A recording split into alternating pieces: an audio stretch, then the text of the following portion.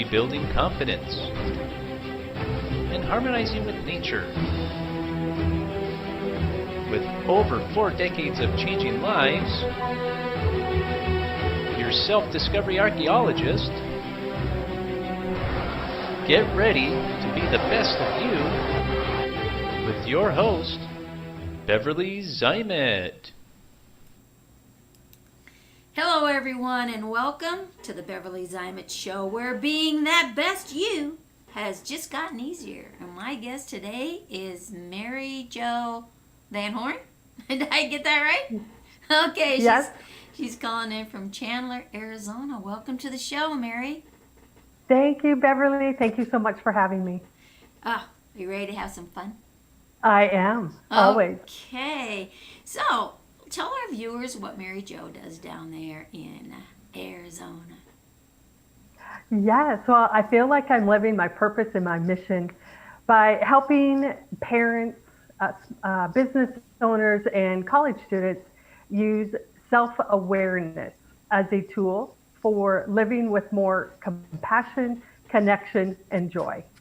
Wow, now that's a mouthful. So self-awareness, self-awareness kind of connects with what I do working with that identity, right? Identity revelation. So when you look at self-awareness and identity, they're kind of in the same book and everything. So when you're working with your contacts, how do you put that out there of self-awareness? What exactly does self-awareness mean to you, and why is it important that you get that message out? Yes, well, what it means to me is becoming aware of the beliefs about yourself and life that you've been carrying probably since childhood, that you're carrying them as true, but they're really untrue. And they are mostly, if not entirely, subconscious. And so it's becoming aware of those beliefs and then how to release them. And that creates room for returning to what's inherently true for you. So it's a 3-step method that I use, and it is so important because our actions will always line up with what we believe to be true, whether we're aware of those beliefs or not. Oh, that's very well said. Yeah. Yeah. Right? And so when you're carrying these untrue beliefs as true, your actions are either going to immediately or eventually line up with them. And I think this is the piece that's missing from a lot of personal development, professional development, a lot of the, working with the universal laws. It is that awareness of what you are believing about yourself and or life, right? That isn't true. But as long as you carry it as true, your actions are going to line up with it. Oh my gosh, that is like so true. It's like, let's just put it this way. It's like being on the same page, because that is, you're looking at it as awareness, and I look at it as recognizing, right? Because when you recognize that Houston has a problem, which means that there's an untruth, but it is your truth, because it's actually right there, like you said, it's in that subconscious running on autopilot. And when it's running on autopilot in that subconscious, it's going to take over because it's been there. It's that habitual thing, right? It's a predictable thing. It's what it knows, and it's based on old, ancient, outdated database. But again, when you're saying to be aware of that, the recognizing we've got an issue, and then acknowledging it as being your truth. So what you're saying, that awareness, you have to recognize that as that truth, because in essence, every cell of your body is saying, hey, this is my truth, and you know what? I'm sticking to my guns until the bitter end, right? And that subconscious just like, boom. It's almost like when we talk about that subconscious, it's like that little child, right? That you give them a toy. Absolutely. And they want to hang on to it. You know, so your cells are hanging on to that old belief and truth because that's what protected you. That's the story you built around whatever trauma that was. And utilizing the database of information that you have, that became your, like you said, your belief, your truth. And until you really acknowledge that, hey, this is my truth, but now I want to change it, the subconscious won't let down its guard. But when you say, hey, I'm aware that this is my truth, or I acknowledge that this is my truth, same difference, right? The subconscious says, oh yeah, I'm right. Ha, told you so, right? And then you can have a communication with that subconscious to say, yeah, you know, that old thing that we've been doing all these years, not so good anymore. Maybe we should try something different. You know what I found? I found this nice shiny object over here, and this is going to make things work better because the old stuff is just like old. And the subconscious is going to agree and give you the opportunity then to eliminate that old stuff so that you can bring the new stuff around and put in that new database, right? Yes. Yes, and I think I call it the releasing step, right? And so it's one thing to become aware and to acknowledge, but for most people, it's the actual releasing of those untrue beliefs where they get stuck. And again, mostly because it's habitual, and partly because it's very new. You know, yeah, it's just very new for them. And in fact, it took me a couple of years to figure out kind of the how to release these untrue beliefs. And I remember when I first became aware of mine, it was mind-blowing because like then so many things made sense. Yes. And so there was this sense of relief, but then it was like, I remember I worked with a coach, and she would tell me like almost on a weekly basis, Mary Jo, the only reason you don't have what you want right now is because you're not allowing it. And I'm like, then how do I allow it? Right? I mean, I understood that was true. But then it was like, okay, so what do I do different? Like, what am I supposed to do here? And she didn't have either she didn't have the words for it, or I just wasn't receiving it. But then just more or less, just over a lot of trial and error and a lot of time and effort, I came up with you know, the thought process behind releasing it, which just goes right along with then returning to what's true for you. Because once you release your untrue beliefs, that frees up space then for what is true. And a lot of people will say, yeah, I get that I deserve better. I get that. And then when I ask, so what's true for you instead, you know, of, you know, I'm a worthless piece of crap, or instead of life is supposed to be stressful, you know, what's true for you instead? And a lot of people get stuck there because that's just not the words, the statements that we're used to feeding ourselves. Oh gosh, that's so true. So true. And, you know, it is a different way of thinking, and it's allowing, I think, more or less giving yourself permission that it's okay to think in a different manner. You know, change is constant. It's the only constant that's out there, right? And the thing is, though, people don't like change because it's unfamiliar. They don't know what to do with it. You know, a lot of times, you know, you're looking at releasing as a surrender, as a I'm giving up. But when really, in true essence, it's not about giving up. So if you look at the difference, you know, and just look at the in the dictionary, you know, and what it actually symbolizes and what it means. Surrender is just stopping the conflict, and the conflict is always within the self, right? And so when you understand the conflict is here and not out there, that's when true change, because now you surrender. When you surrender, there's no more conflict. When there's no more conflict, there's no more battle. When there's no more battle, there's no more war. and everybody's free, right? And so Yes. you've just freed yourself. All these billions of cells that are running around in your body are cheering on, "Yay, I'm free," right? And then, like you say, because science doesn't like a void, right? We might look at the space out here and it looks like it's just empty space, when really, in essence, it's not.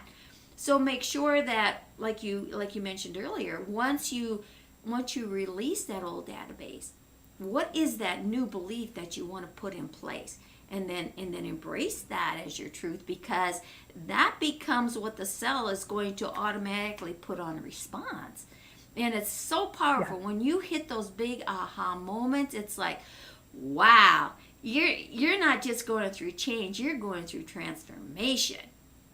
Because we can change all this little bit, Yeah, I was just going to say, yes, it is transformational when you put into practice what you've learned in concept or in theory. And touching back on that internal conflict, I absolutely agree with you. The way I look at it is that internal conflict is the conflict between your untrue beliefs and then what's inherently true for you. So, and when you carry those untrue beliefs mostly in your subconscious, or just in that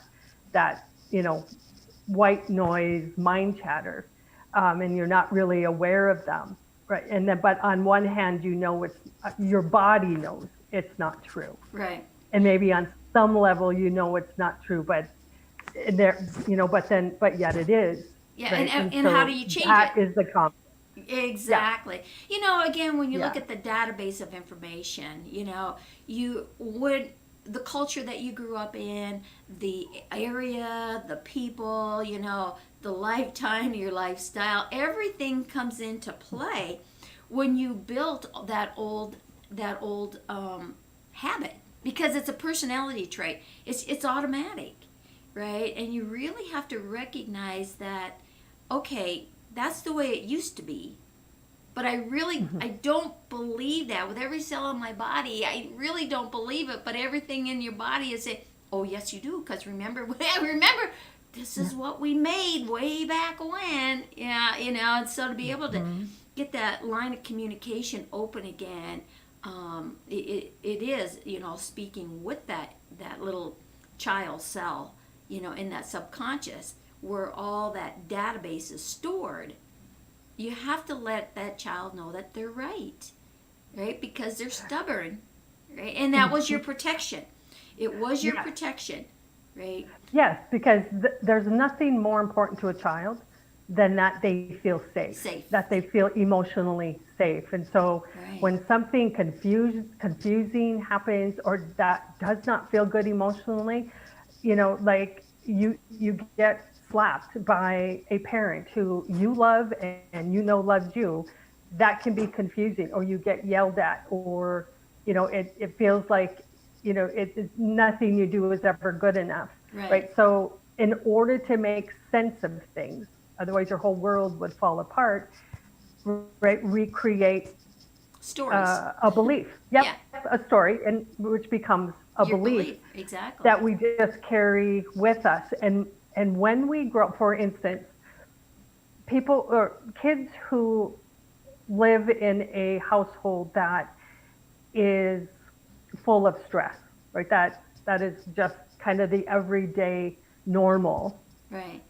In their household, they will often take on the belief that life is supposed to feel stressful, right? Because that's what's familiar. And so as they become adults, a lot of them will create stress, right, in order to line up with life is supposed to feel stressful. And then, and lots of times I've worked with women who have, as kids, when it was stressful, or even to hear their parents talk about stress, right? There was this one gal whose parents worked really hard, and they would go away on weekends. This gal was 10 years old, and her younger brother would be left home on the weekends, And her parents would go away saying that they need to get away to rest and de-stress from working so hard all week, right? And so she thought that was very confusing why they would leave her and her younger brother home alone. And the belief she created from that was, number one, work is means stress, Right. and life means working hard, and worrying or worrying about your loved ones is how you show love for them. Because in her mind, right, it was so confusing. How could they just go away so often because they're stressed out? Like, what about us?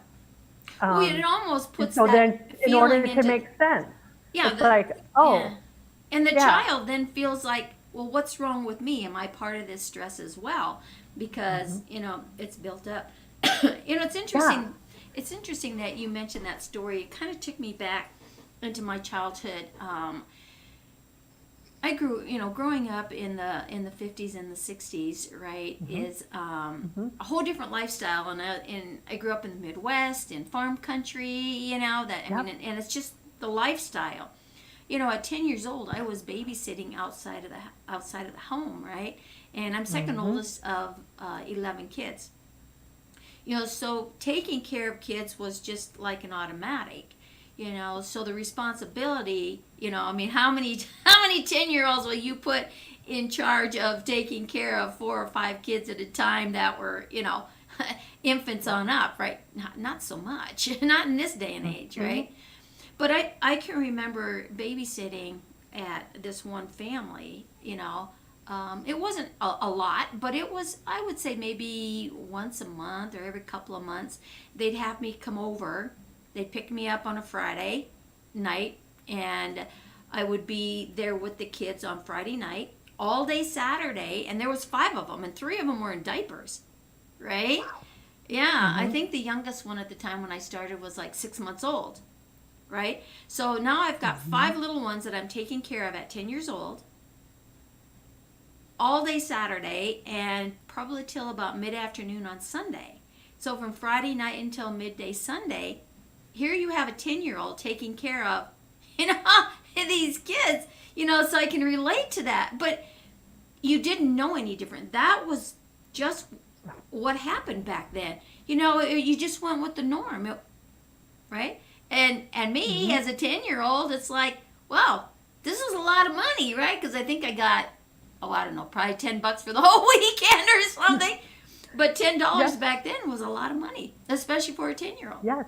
Right, and I always, I knew if something happened, I could always call Mom, right? There was always somebody I could call.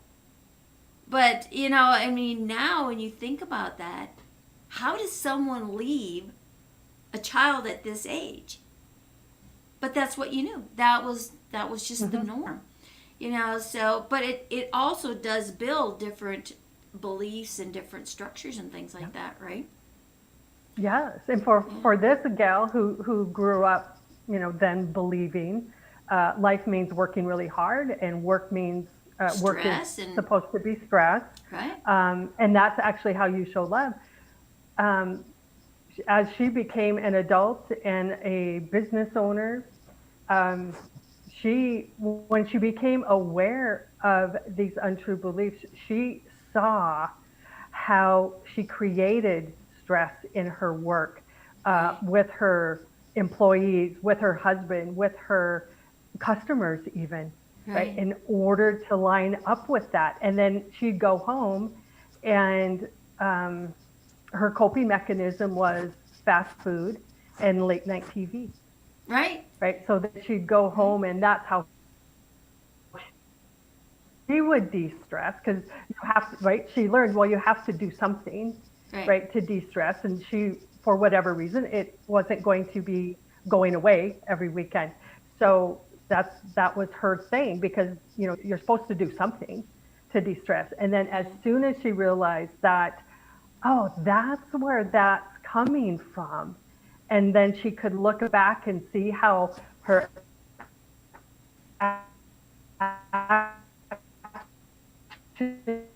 were lining up with Lisa, and then bring in what was true for her instead.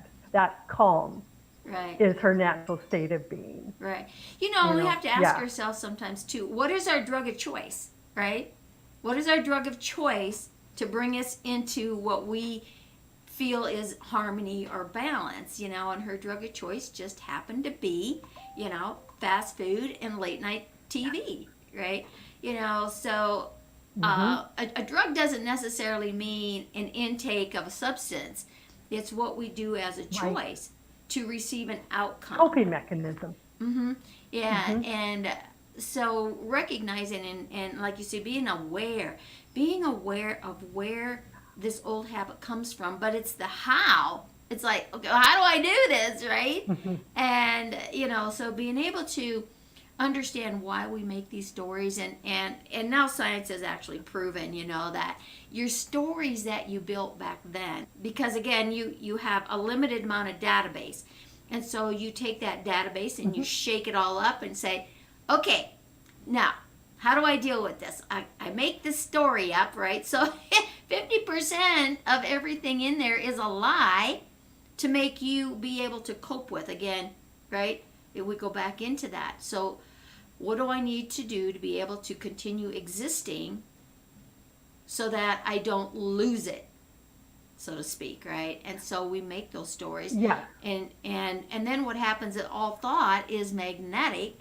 And so as we go through life and we hear people talking about things that stimulate, just like that story I shared with you a little bit ago, what triggered in me at 10 years old, and what I was doing at 10 years old, where she was being left at home because her parents went. Well, I went babysitting where their parents left. So you have something that's familiar in that memory, in that database, and so you automatically attach to that. So wherever there's emotion in someone else's story, you attach it to yours, which then makes your belief, your story, even more solidified and harder to resolve. So you're not only dealing with your made up story to cope, you're dealing with everybody else's saying, yeah, you're right, yeah, and it just gets bigger and stronger, so it's not about getting the details of what's going on and what's happening. It's like you say, just being aware that, wow, Houston's got a messed up situation in here of coping mechanisms that need to just end because the database is so untrue. So again, then recognizing that, yeah, this is my truth. This is a truth that needs to shift because it's no longer a truth. And then go through that process of elimination and getting rid of that power force, that charge, that negative old belief charge that fuels that to keep it running on your autopilot. And so the work that you're doing, Mary Jo, here is really, really powerful. And we look at what's going on here in 2020 now, right? And 2020 is definitely going to be hindsight, right? Yeah. 2020 is hindsight, and the hindsight we're going to have here. And you mentioned the predictability. So we look at where our worlds have gone in 2020. There is no predictability around. It's gone. 100%, nothing is predictable with what's transpired in 2020. And when we live off of predictability, we live off of that knowing or believing, it's like, whoa, because it's given us time to really be alone with the self. And that's where a lot of this starts to rise. It's like, I don't know how to deal with all of this old truth coming up, this old database. I don't know what to do with it because nothing's predictable. I don't know how to get around it. I don't know how to skirt it. How do I change this? And we're seeing, the stressors, and stress will put you into a weakened state because of all the cortisols and the dopamines and all those stress hormones that are running rapid in the body that cause a breakdown mentally, emotionally, physically, spiritually. What do? What do we do? So the work that you're doing is so relevant today, to help people move beyond that. And it's not just about change, it's about getting these big aha moments of transformation. I'm going to ask you a question. I want you to kind of just express to the audience, what your definition of change is and your definition of transformation.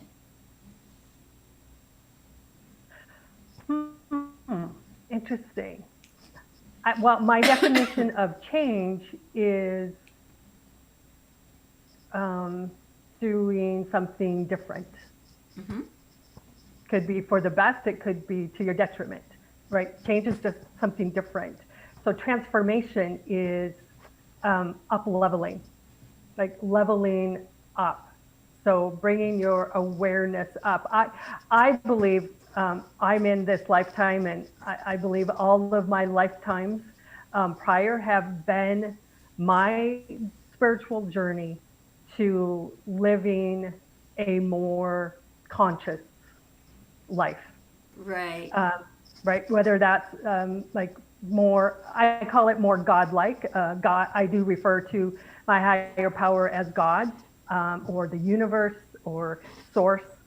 I use those all interchangeably. So to become more like my higher power. Right. The spirit essence on of a who conscious you are. level. Yes. Yeah. Yes. Your And soul transformation. Yes. And transformation is releasing more of what's false about you or untrue about you, and returning to what is inherently true. That what we don't need to prove, we don't need to earn it, we don't need to work hard for it. It is inherently true for us. And to step in to that and to level up more and more and more into our inherent truth. That is my definition of transformation. Oh, I like that. I like that. There's no right or wrong. Change is relevant. Change is something that's happening consistently, right?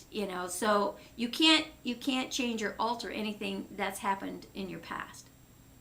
You have to, form it from the now. So we look at this conversation that's been going on for about half an hour, right? And we wind it back to the beginning. All things that were said, if there was something there that we didn't want to say, it's too late, right? You can't take it back. It's already done.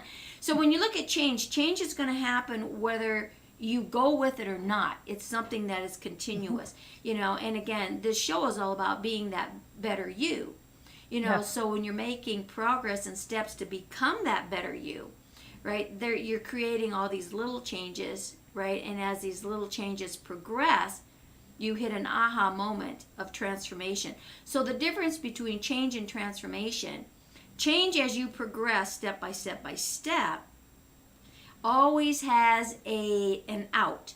If you reach a certain level of change that you don't like, you can just go and backslide all the way back to the beginning because it's still there.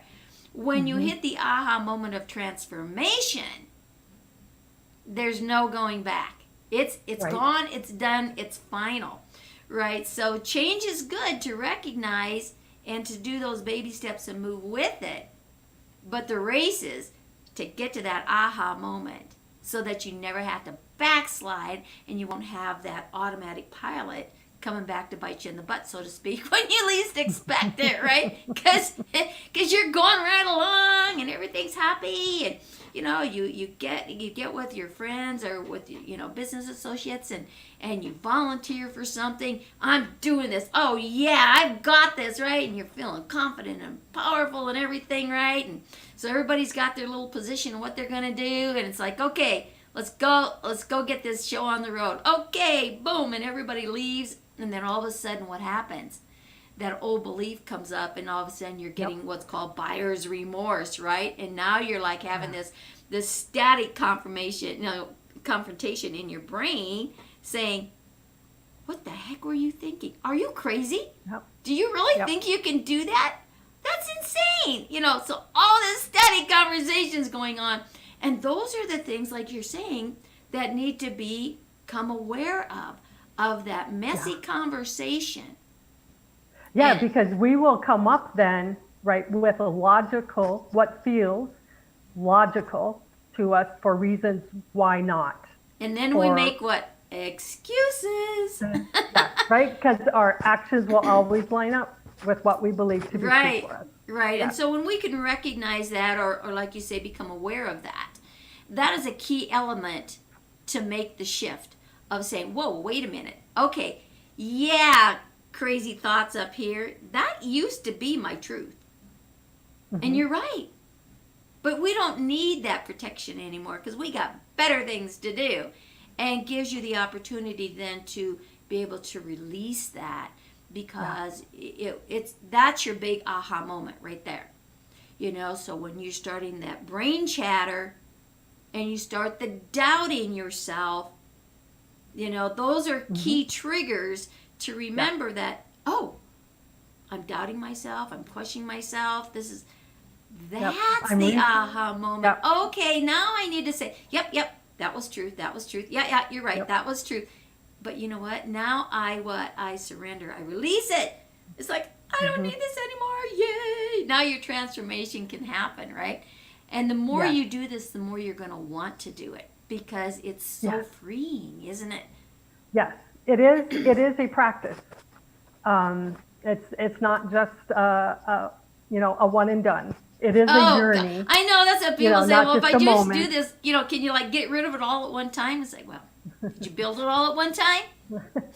right? But it is continuous, and like I say, it can become automatic for you when you really understand it, and, Yes. and it's not always going to be easy. It's a simple process. Doesn't mean it's easy, and some Exactly. of the stuff It will be uncomfortable. yeah, I was just gonna say that. It's when some of this stuff comes up, it doesn't taste very good. It doesn't smell very good. It doesn't feel very good. It doesn't sound very good. So you're bringing all of your senses into play, right? And that's the time when you want to just say, "I'm out of here. I'm done. I'm so over it. I'm out of here." Right?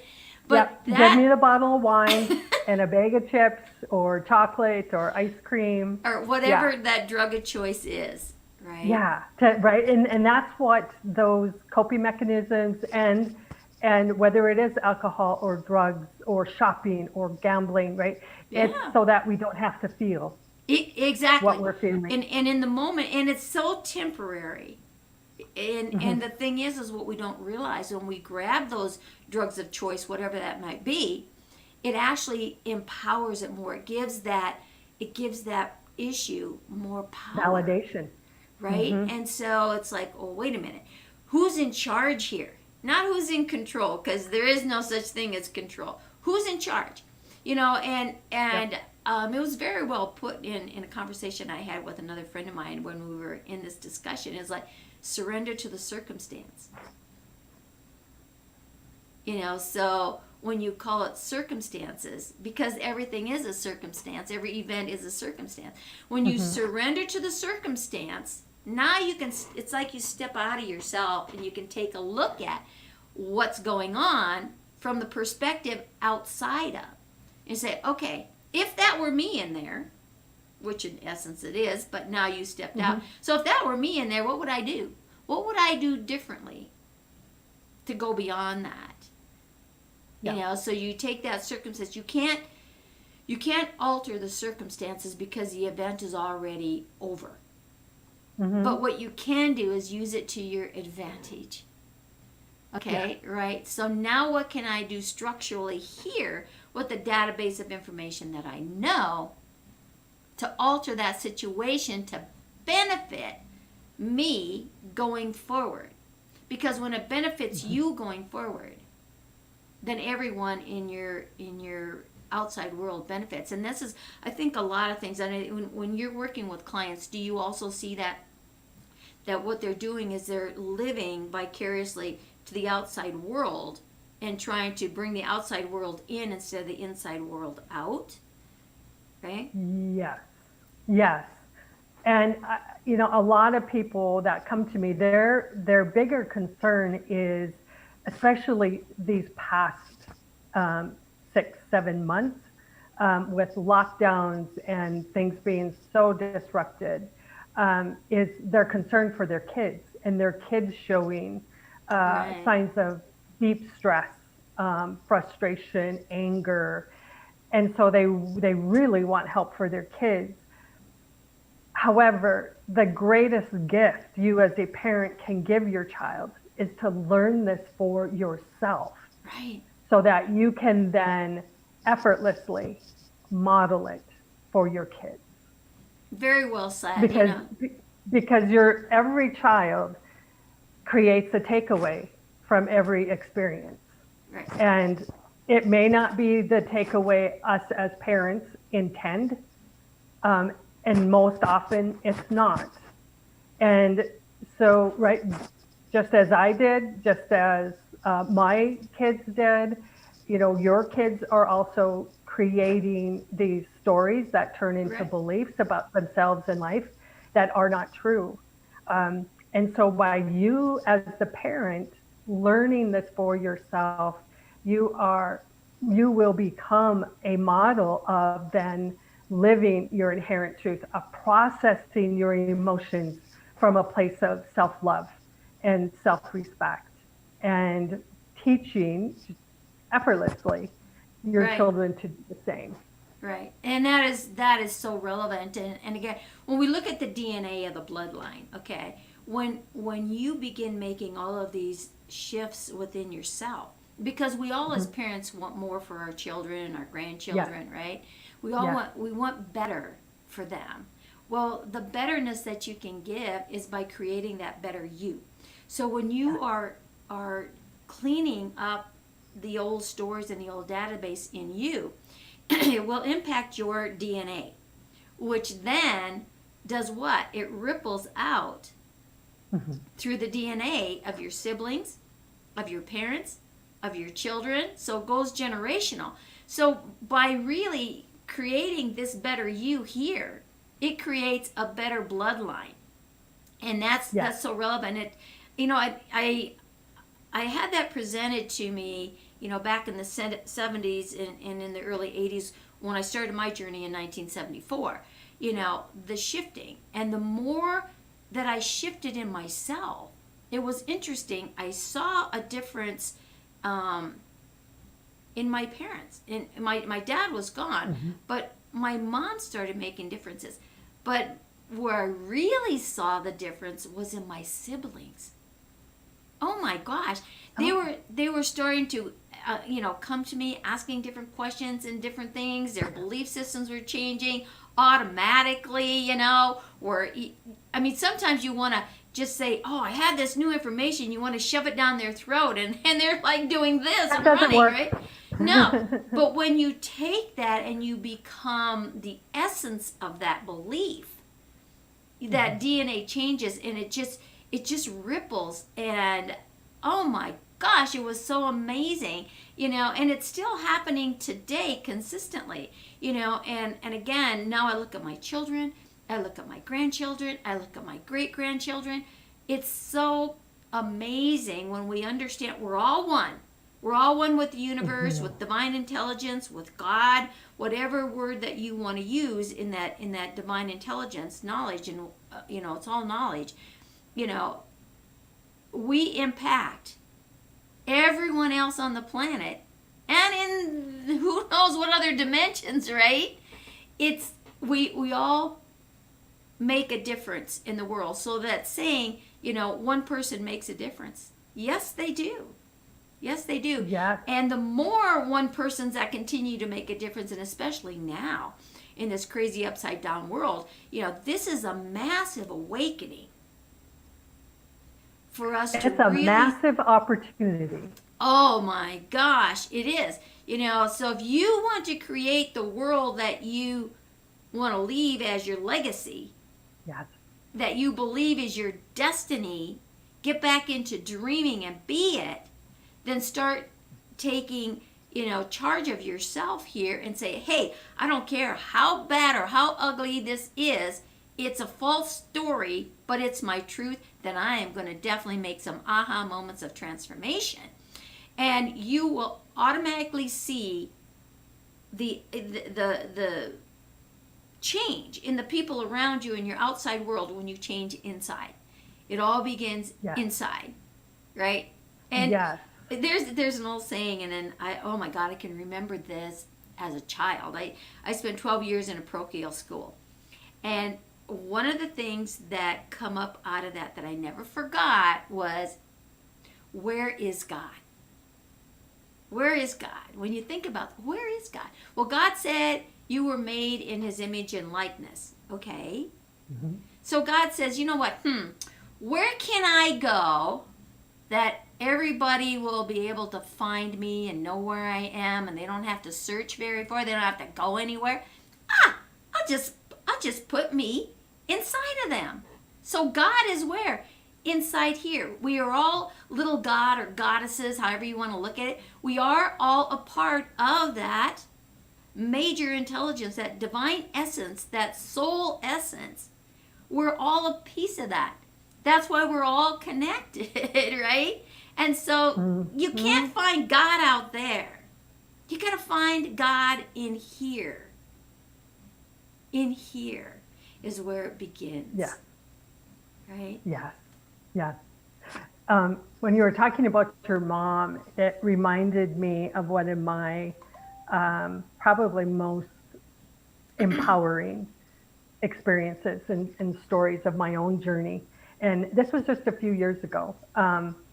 My mom, she's 96 today. Awesome. Right now, as of today, she's 96 years old.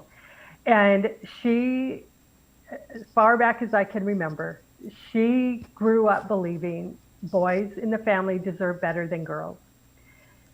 And as I got older, I came to learn that that's not true. We are all equally deserving just because. Right.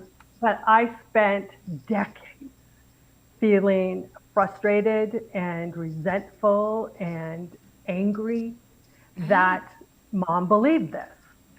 And so as I started to become, to recognize my untrue beliefs, that I was carrying that, and that I was very frustrated and angry about that. One of the things I learned along the way was that we do not have to have anyone validate what's true for us in order to live as if it is true. And so when I took that in and took that to heart and realized, she doesn't have to agree, that she can have her belief, and there's a level of compassion there that she has lived her whole life believing she is less than.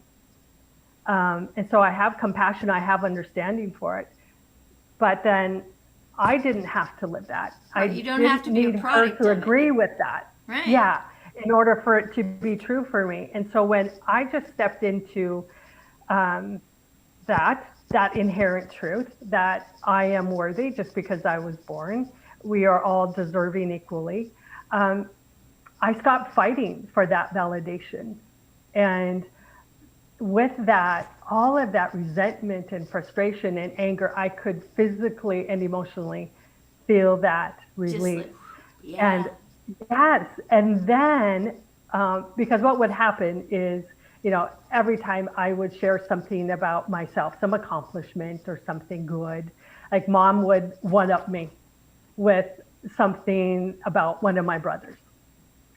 Okay, and so once I stepped into my sense of self-worth and not needing anybody else to validate it, I responded and reacted differently around mom.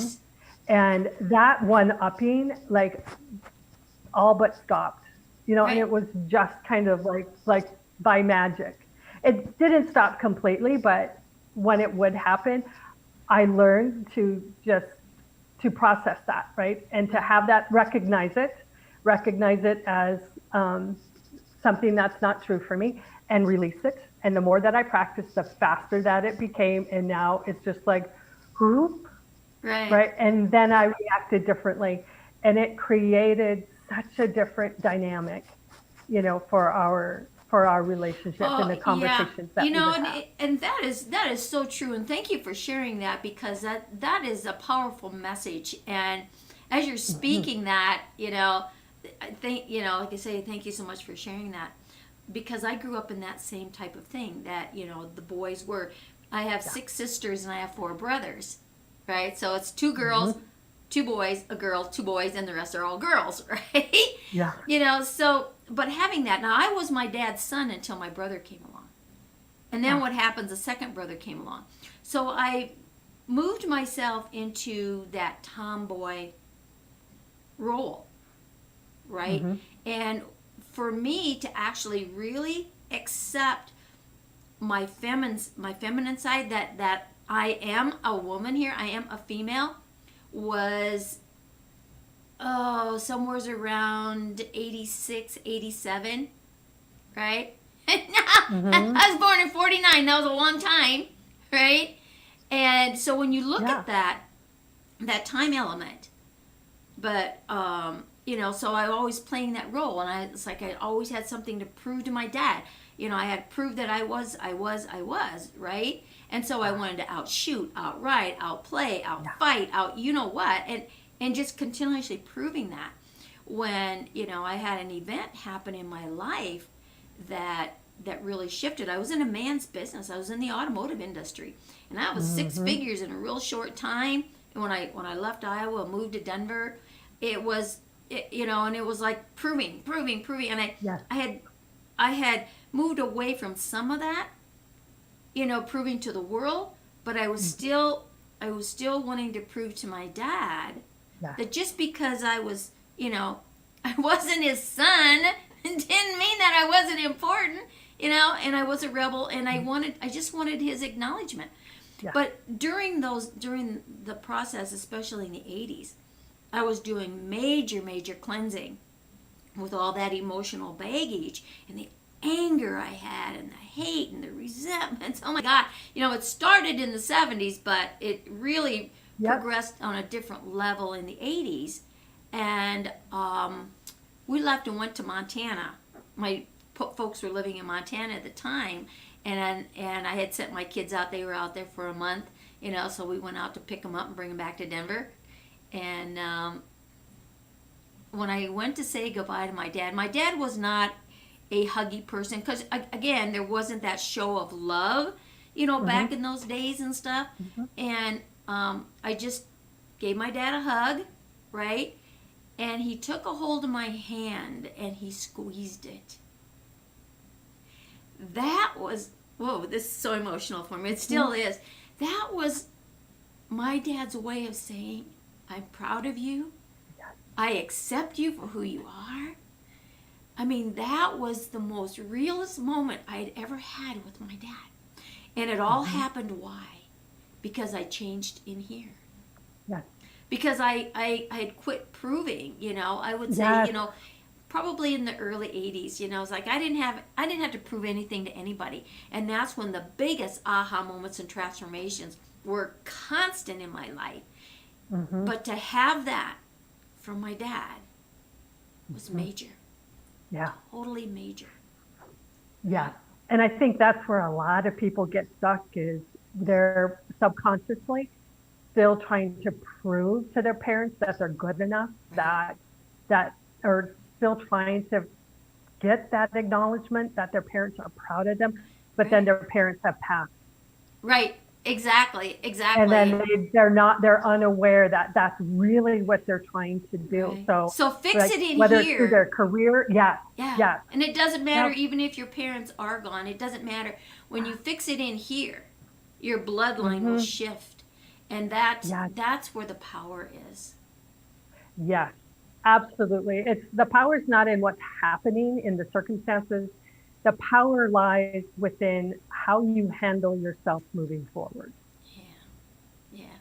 Mary Jo, this has been such an amazing conversation. A lot of great information out there. I want to thank you so much for being on the show and for sharing all of this.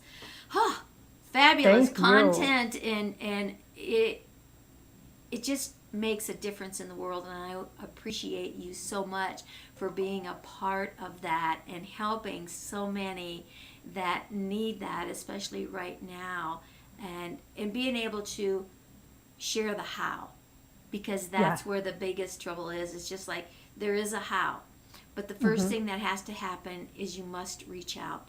So if our audience here would like to reach out to you, how do they make contact with you? Okay, so my website is maryjovanhorn.com. And actually, I just released a video, a 52-minute video explaining and sharing stories around my recognized release and return method.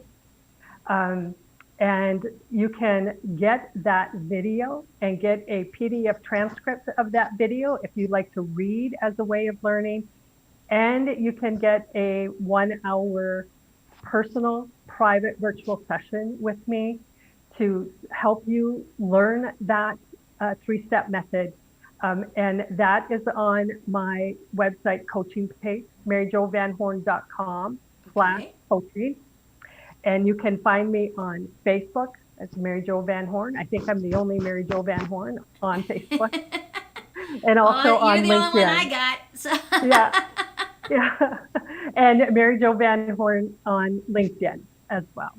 Okay, so Mary Jo Van Horn. It's just MaryJoVanHorn, just like it sounds, right? Yes. There we go. Yes. Well, thank you so much for being on the show, and we'll definitely have to get you back, right? Yes, I would love to. Thank you so much, Beverly. And thank you for the work that you're doing out in the world. Well, you know what? It's all in unity, and it takes a Yes. team. And I'm proud and honored to have you a part of my team.